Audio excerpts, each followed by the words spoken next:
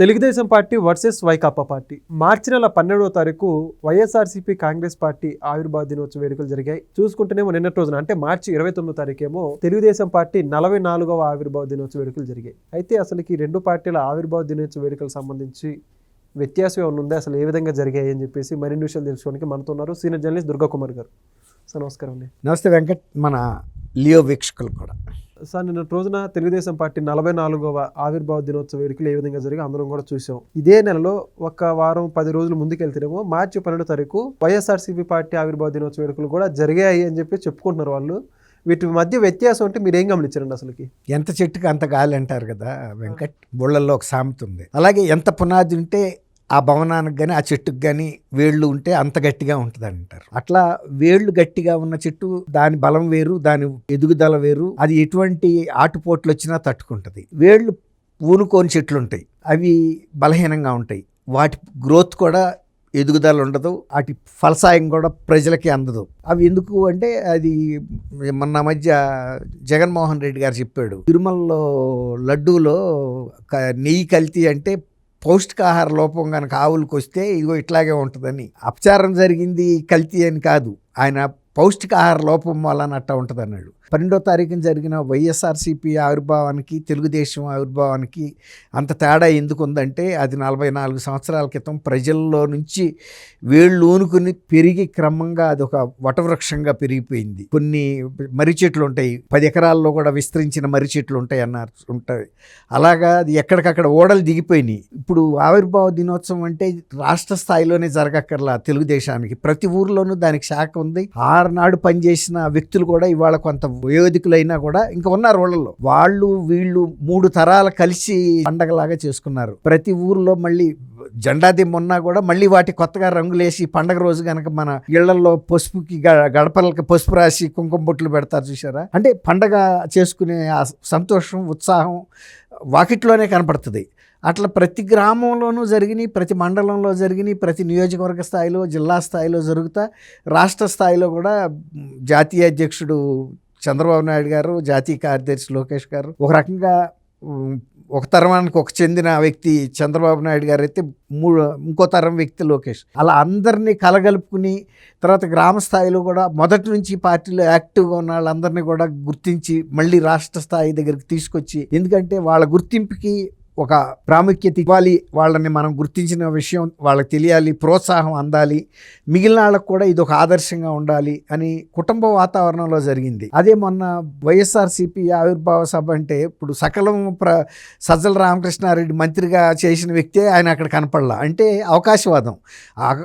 అధికారంలో ఉన్నప్పుడు అందరూ పెద్దలే, దేవుడి పెళ్లికి అందరూ పెద్దలే అన్నట్టు వాళ్ళ అధికారం లేదు. అసలు జగన్మోహన్ రెడ్డి గారికి అసలు ఈ పార్టీ మీద దీన్ని మళ్ళీ పునరుద్ధరించాలి, దీన్ని యాక్టివేట్ చేయాలి, నేను ఇక్కడే కూర్చోవాలి, తాడేపల్లి ప్యాలెస్లో ఉండటం కాదు, గ్రామాల్లో తిరగాలి, ప్రజలందరినీ మమేకం అవ్వాలన్నది ఆయనకి లేదు. ఎంతసేపు తాడేపల్లి ప్యాలెస్ లేదంటేనేమో అలహంక ప్యాలెస్, అది కాకపోతే జెరూసలేం, లండన్ తిరుగుతున్నాడు. తర్వాత వీళ్ళకి ఏ కార్యక్రమాలు ఇవ్వటం లేదు. అదేమంటే ఆయనకి పని చేసుకోలేక చంద్రబాబు నాయుడు గారికి టైం ఇద్దామంటాడు. చంద్రబాబు గారికి నువ్వు టైం ఇచ్చేదేంటి? చంద్రబాబు గారికి ఎవరు ఇవ్వాలో వాళ్ళు ఇచ్చారు, నాయన నువ్వే ఈ అధికారాన్ని చేపట్టి ముందుకు తీసుకెళ్ళాలి, మా అందరి బాధ్యతలు రాష్ట్ర ప్రగతికి ముందుకు తీసుకెళ్ళాలి. ఆయన కూడా పారదర్శకంగా ఇవాళ కూడా ఒకసారి అన్నీ చెప్పాడు. రాష్ట్రం ఆర్థిక పరిస్థితి మొత్తం కళ్ళ ముందు ఆవిష్కరించాడు. ఎలా చేసుకొస్తున్నాము, గతంలో ఎంత నష్టపడ్డాము, ఎంత కష్టపడ్డాము, ఇంకా కూడా కష్టపడి చేయాలి, మీకు ఇచ్చిన హామీలు నెరవేర్చడంలో వెనకబడేది లేదు, సంపద సృష్టించడం ద్వారా మీకు ఇచ్చిన ప్రతి హామీని నెరవేర్చుకుంటా ముందుకెళ్తాము అని అన్నీ కూడా ఆయన స్పష్టంగా ఆవిష్కరించాడు. అలాగే మొన్న జరిగిన సభలో కూడా ఆయన అందరితో కలిసిమెలిసి తిరగటమే కాదు, చక్కగా ఎక్కడ వాళ్ళందరికీ ఒక ఇంటి గృహభోజనం అంటే మన ఇళ్లలో కనుక ఏదైనా ఒక వ్రతమో నోమో ఏదైనా ఒక కార్యక్రమం చేసుకుంటే ఎట్లా తింటామో అట్లా, అంతేగాని ఎవడో వచ్చారు కాసేపు అక్కడ నుంచున్నారా జెండా దగ్గర నేను లాగిట్ట అన్నానా అది వాళ్ళకి అప్పచెప్పేసి వెళ్ళిపోయాం అన్నట్టు కాదు. అంటే ఒక పార్టీ ప్రజల్లో నుంచి పుట్టి పెరిగిన పార్టీకి కృత్రిమంగా ఆవిష్కరించిన, ఇప్పుడు సహజంగా పెరిగిన చెట్టు లేకపోతే పువ్వు, ప్లాస్టిక్ చెట్టుకి ప్రకృతిగా పెరిగిన చెట్టు కళకి తేడా ఉంటుందా లేదు? ఖచ్చితంగా ఉంటుంది సార్. పువ్వు కూడా అంతే. ఇప్పుడు మామూలు పువ్వు, ప్లాస్టిక్ పువ్వు అసలు ఒరిజినల్ పువ్వు కన్నా కూడా అందంగా కనిపించవచ్చు చూడటానికి, కానీ దానిలో జీవం ఉండదు, తర్వాత దానికి ఒక మంచి వాసన ఉండదు. అలాగే ఆ పువ్వు ప్రకృతి నుంచి వచ్చింది, ప్రకృతే.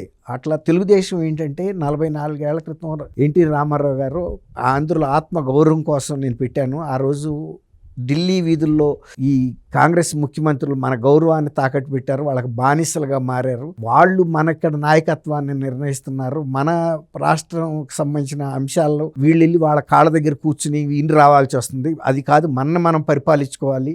మన రాష్ట్రాన్ని మన సంస్కృతి, నాగరికత, భాష, మన విలువ వేరు. అంతేగాని మనం ఎవరికో బృచ్చుల్లాగా బతికే పరిస్థితి ఉండకూడదని ఒక నినాదంతో వచ్చినప్పుడు వాళ్ళు కూడా గమనించారు. ఆ రోజున గమనించి మరి 9 నెలల్లో ఆ రోజున పూర్తి స్థాయిలో అధికారం 3/4 మెజార్టీతో గెలవటమే కాకుండా అనేక ఒడిదుడుకులు నిలబడినా కూడా అనేక ప్రాంతీయ పార్టీలు పుప్పలో పుట్టిని, ఇంకొక ఏదో వెళ్ళిపోయినాయి అంటారు ఇంకొక కారితిలో. మరి 44 ఏళ్ళ నుంచి అధికారం ఉన్నా కోల్పోయినా ప్రజల తరపున పోరాడారు.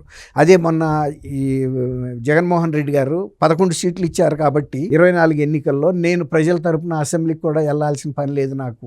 మిగిలిన 10 మంది తాను చెడ్డకోతి వనవల్ల చరిచిందని ఆయన వెళ్ళకపోగా ఆయనకి ఇగో అగడం వచ్చింది. నేను ముఖ్యమంత్రిగా అయితేనే వెళ్తాను, కనీసం నాకు ప్రతిపక్ష నాయకుడు హోదా ఇవ్వమని చెప్పి ఆయన ఢిల్లీలో సుప్రీంకోర్టు నుంచి, హైకోర్టు నుంచి, రాష్ట్రపతి నుంచి, ప్రధానమంత్రి నుంచి, స్పీకర్ గారి దగ్గర నుంచి, ఇక్కడ స్పీకర్ అయ్యన్న పాత్రుడు గారికి కానీ అనేక అప్లికేషన్లు, అనేక పిటిషన్లు వేసాడు. రాజ్యాంగంలో లేనిది ఎట్టా ఇస్తారో ఆయనకు తెలుసు. ఇప్పుడు ఎవడన్నా నిద్రపోయిన లేపొచ్చు, కానీ నిద్ర నటించేవాడిని లేపలేము. ఆయనకి తెలిసి కూడా 10% మొత్తం సీట్లలో 10% రాని వాళ్ళకి ప్రతిపక్ష హోదా ఇవ్వదు రాజ్యాంగం. పార్లమెంటరీ వ్యవస్థలో మనం పెట్టుకున్న నియమం అది. అలాంటప్పుడు ఆయన ఒకసారి చంద్రబాబు నాయుడు గారినే నిండు అసెంబ్లీలో ఒక పెద్ద వయసు అని కూడా చూడకుండా ఇంకొక 5-6 ఎమ్మెల్యేలు కనుక నీ లాగేసుకున్నానంటే నీ ప్రతిపక్ష హోదా కూడా ఓడగొడతానని హేళనగా మాట్లాడాడు.